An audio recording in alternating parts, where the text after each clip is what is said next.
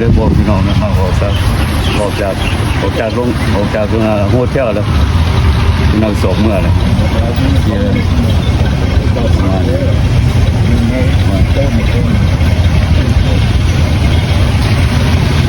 มาจากโฮเทลขี่รถตุกๆมาไปขี่รถตุกๆ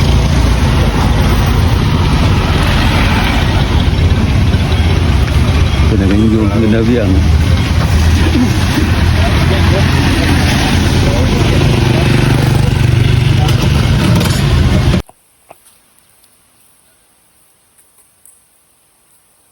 มาก็มาหอดห่านนา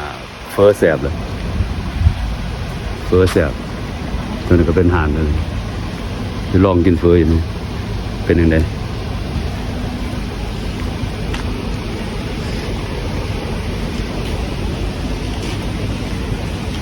ห่านก็ห่านใหญ่ก็ห่านนี่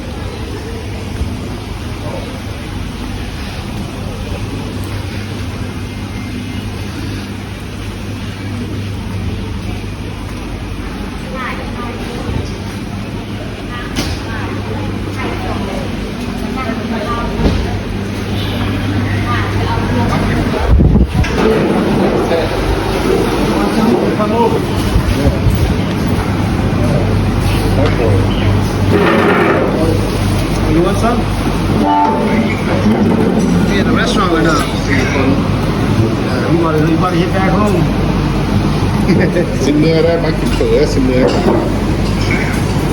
ห่านเลยห่านก็ห่านใหญ่ขนาดห่าน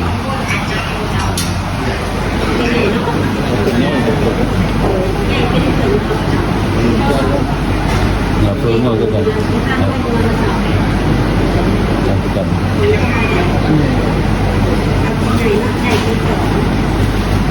เอาเลย เราคือกัน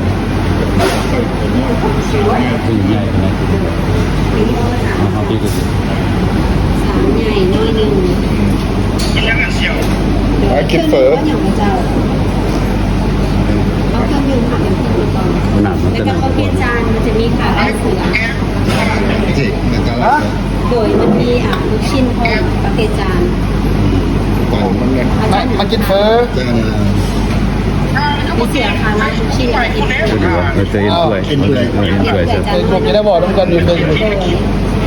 ประเภทเครื่องดื่มเนี่ยก็หายไปทำดีเป็นเครื่องดื่ม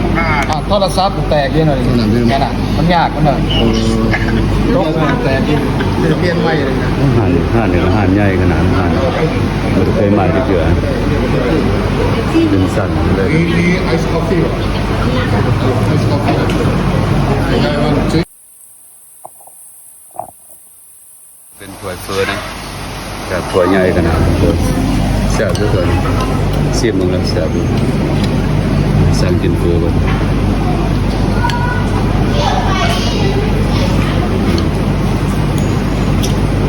ตัวนี้ก็เป็นกับตังโกห่านนี่ก็ห่านใหญ่เลยนะยังออกไปทั้งนอกอยู่นะนางกินทั้งนอกก็ได้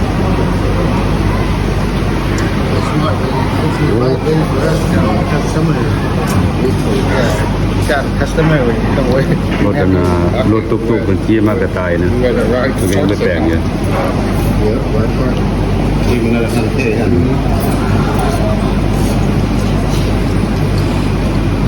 This is a left เบิ่ง straight สิบมาเบิ่งเด้อเห็นเด้อแซ่บอยู่สิบนะ มาปอคือว่า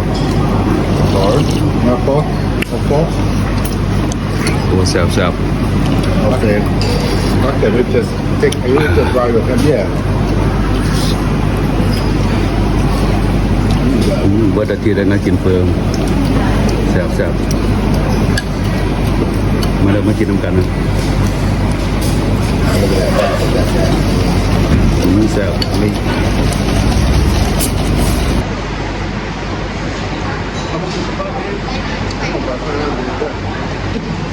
think should be like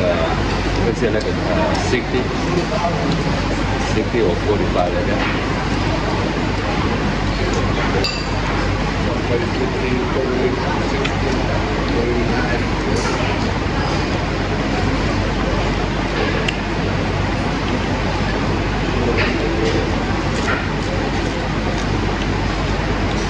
นำกันเด้อพี่น้องมากินนำกันแซ่บๆ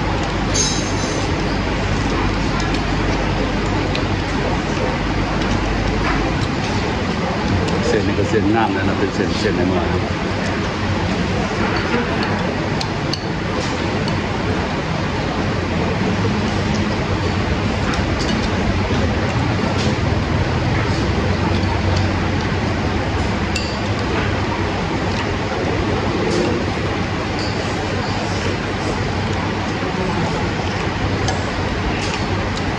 พวกมีดบอลนี่ก็แซ่บได้มีดบอลทานก็เฟออยู่แถวบ้านนอกตาอยู่แถวทางนอกตา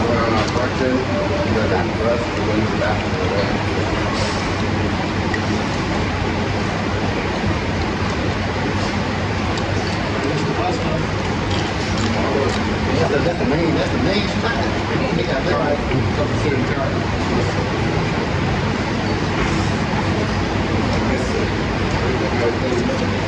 All the people must go up the same way, right? Yeah, all the way to the town one. Yeah, all the way to Yeah, all the people go up the same way. the town one. And we got that. How many people listen to this? Three, four of them. Yeah, but 3-4, yeah. 3-4. That's when it comes to that, you know, they just use it. And it's going to take off.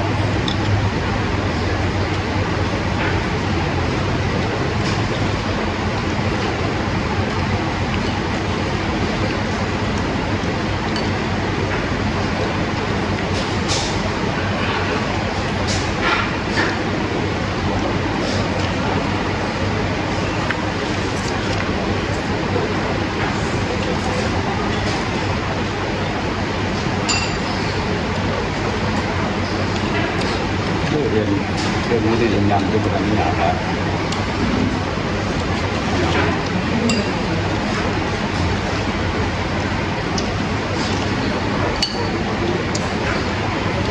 Itu namanya size ตัวน้อยนะถ้าขนาดประมา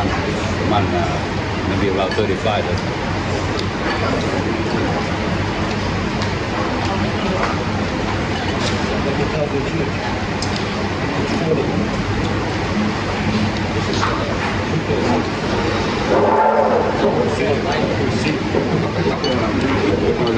I think it's around 50 or 50.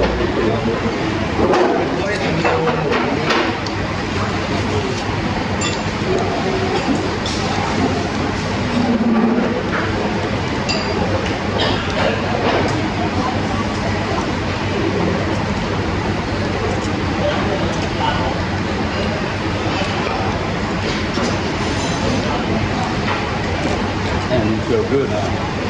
It's ready. Feel good. Feel good. Whatแซ่บได้เด้ออาหารแซ่บบ่แซ่บอาหารแซ่บถ้ากินมาแถวทางอ่อนใช่ไหม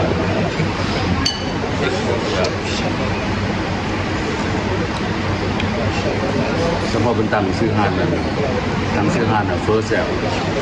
แซ่บ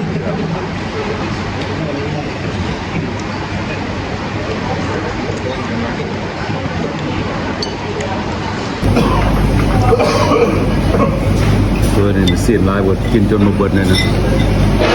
แซ่บอยู่กลับบ้านหาในว่าแซ่บครับแต่มากินอยู่เมืองเราเนี่ยหาในว่าแซ่บ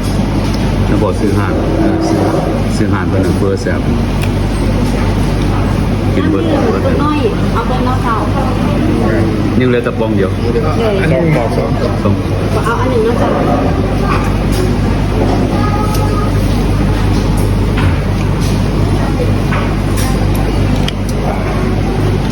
โคตร จานสดก็ได้แล้วตัดไม่ขาดแผ่นจริง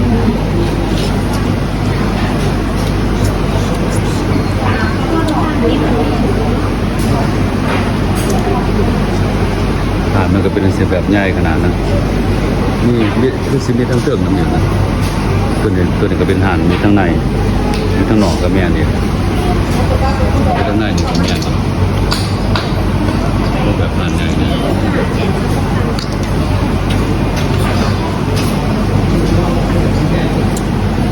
ทั้งเบิดนี่กันหลายทั้งน้ำทั้งเฟอร์ทั้งของกินอย่างนั้นเป็นขนมโซสหาดอนมีกาแฟนั่นเอง กาแฟ3กับอันนั้นแบบ4นี่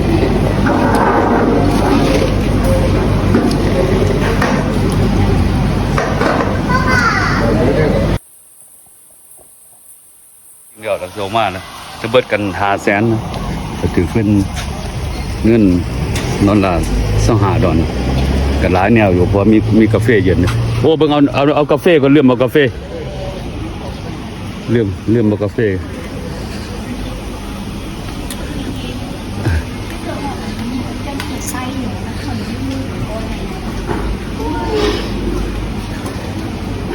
สั่งกาแฟมาเลื่อมเอากาแฟย่างมากาแฟครับ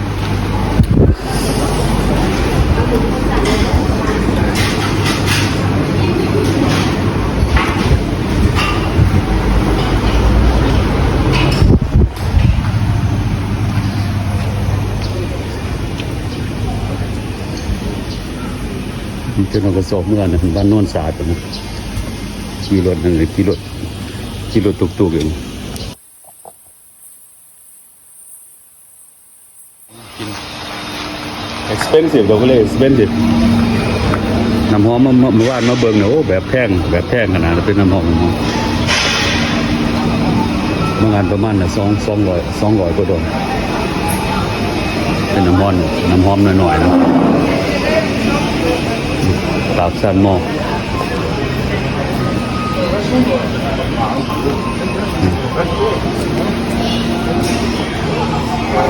มีคนกับโบราณเลยคนโบราณเนี่ย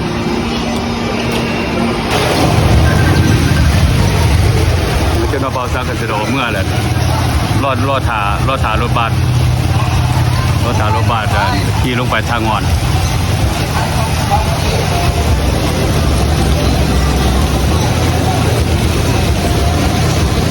ว่างานก็ไปย่างเด่นยั่วนั่นยั่วปากสั้นหม้อตัวนี้ก็เป็นนั่นนะสถานีรถบัสอยู่เมืองลาวนะก็แล่นไปไกลอยู่ไปแต่ละบาท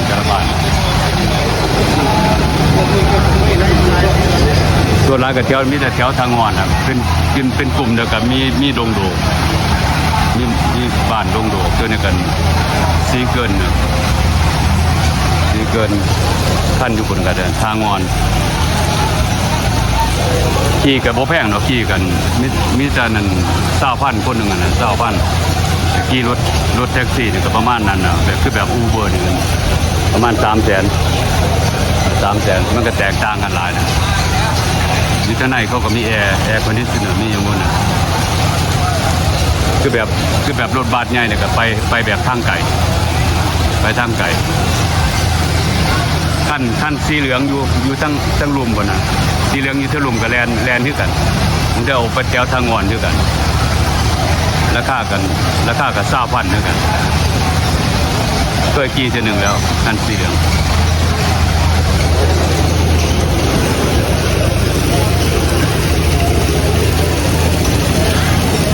นี่ก็เป็นนั่นนะเป็นตลาดเช้าด้วยมองก็จอดรถเป็นตลาดเช้าเดี๋ยวนี้ก็ฝนตกนะอยู่ในเมืองก็ฝนตกบ้านโน่นสายก็ยังฝนตกนั่นเลยมีทหารอาหารที่เราก็โตเมื่อไรโอเคเบาซักก็ขอบใจหลายๆเด้อเข้ามาคนไหลคนแช่เบาซักเนี่ยซักไฟเบาซักเนี่ยขอบใจหลายๆ